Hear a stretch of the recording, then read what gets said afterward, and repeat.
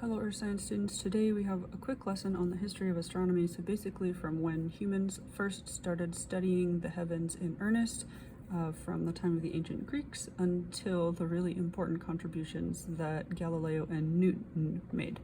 So we'll begin, like I said, with the role of the ancient Greeks. And so the ancient Greeks, like I said, were the first to really study and record what was going on in the sky. And so the first that we'll talk about is Aristotle. He was alive from 384 to 322 BC, and his big thing was that he figured out that the Earth must be round because it throws a curved shadow. So he was watching what the Earth's shadow does during eclipses, and he found the shadow to always be round in shape, so he assumed that therefore Earth must be round because of its curved shadow. This next astronomer, Eratosthenes, was alive from 276 to 194 BC, and he calculated the size of the Earth by measuring shadows that were cast by certain objects. And so here's a quick little diagram showing that. He measured posts at Alexandria and Syene and was able to figure out, kind of based on the way that the shadows were cast and the angle in between them, he was able to figure out that looking at the distance between these two places, that must be about 1/50th of the distance around the Earth. And so he calculated the Earth to be about 39,400 kilometers, which was very close to what we have actually measured it in modern times to be 40,075 kilometers. So he was very close with his calculations of the circumference of the Earth. And then Hipparchus, from 162 to 127 BC, basically made a catalog of the stars in the sky, about 850 stars, and he grouped them based on their brightness.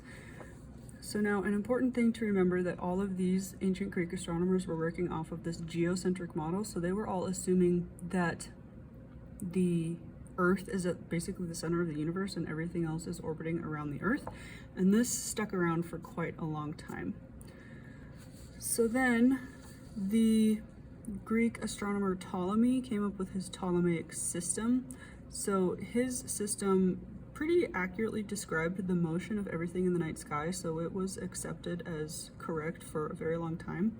And then Ptolemy was the first to describe this thing called retrograde motion. So with retrograde motion, let me show you. I have a picture here. So with retrograde motion, essentially the planets, all of the stars stay stationary in the sky. They don't look like they're moving night to night.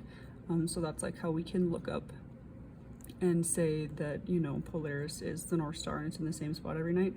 But then some of these stars, they didn't know they were planets yet. Some of these stars looked like they were moving through the sky, so they called them wandering stars. And so sometimes these stars would be they're going in one direction, typically, and then for part of the year, they kind of loop around backwards from the normal direction that they seem to be going, and that is what is called retrograde motion. And I have a quick little video to show you that will describe the reason for that even better, so just hang tight for that.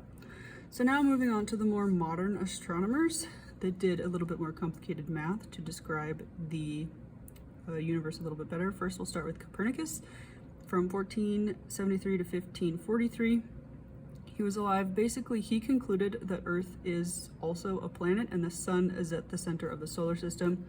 And this is called the heliocentric model. So remember, the geocentric model was that Earth was at the center of everything, but now we've moved on to the heliocentric model, meaning that the sun is at the center of the solar system. So this was a big step. And then we move on to this guy, Tycho Brahe, from 1546 to 1601. He was kind of crazy and really, really rich. So he spent his basically whole life just staring at the sky and making really precise observations of what the planets were doing in the sky. And so he got some really, really good data. And then his assistant was Johannes Kepler, and Kepler used all of the data that he helped Brahe gather and made some, like, he came up with these 3 laws of planetary motion based on his observations of what the planets were doing in the sky. So Kepler's first law describes the paths of the planets around the sun being elliptical, so they're kind of stretched out oval shape and not just completely circular like previously thought. Kepler's second law of planetary motion describes that an object is going to be moving faster through its orbit when it's closest to the sun compared to when it's furthest away. And again, I have, show you little picture of this. So here's the picture representation of that. And so this just means that at the time of the year when the planets are closest to the sun, the segment of the elliptical orbit that they are in, they have to move through a larger chunk, a larger segment of the orbit during those months. And so the actual like angular motion of that planet is faster during that time than in the other parts of the year where it has to move through a smaller chunk of its orbit in a month's worth of time. Okay. Sorry, I'm not trying to make you motion sick here.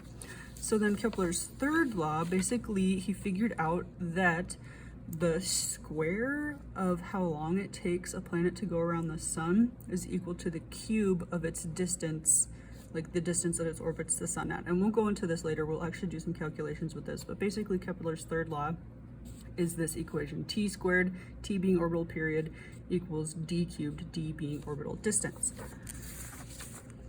Okay. Flip to the back here, we're almost done. And so next we have Galileo. Galileo is probably one of the most famous ancient astronomers. He was alive from 1546 to 1642. He essentially made the first telescope, and with the telescope he was able to make much more accurate observations of things like the planets and the stars. And so he made several major discoveries that helped kind of push astronomy, the field of astronomy, into what it is now. So first he discovered the moons of Jupiter, and this is important because it was previously thought that, like, remember with the geocentric model, that the Earth was the center of everything, and here clearly we can see there's a whole nother planet and it has its own moons orbiting it, so Earth is definitely not the center. So he kind of confirmed that heliocentric model. He also figured out that the planets are not stars. Remember I mentioned before that the planets were called wandering stars because when you look at them with the naked eye, they just look like a bright point of light, so they look just like a star. But using the telescope, he was able to like zoom in on them a little bit better. He could see that they are definitely distinct from the stars.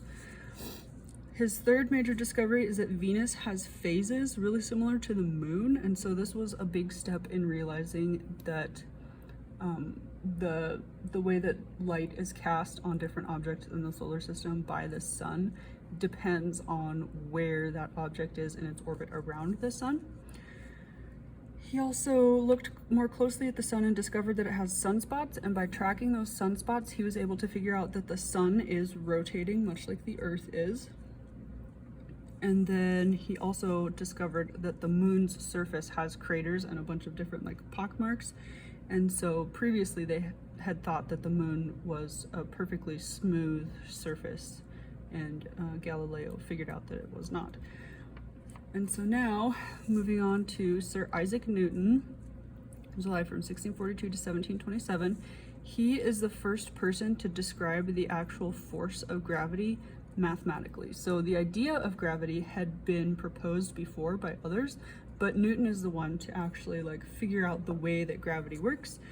And we still to this day essentially use Newton's law of universal gravitation to describe the way that massive objects have gravitational attraction to one another.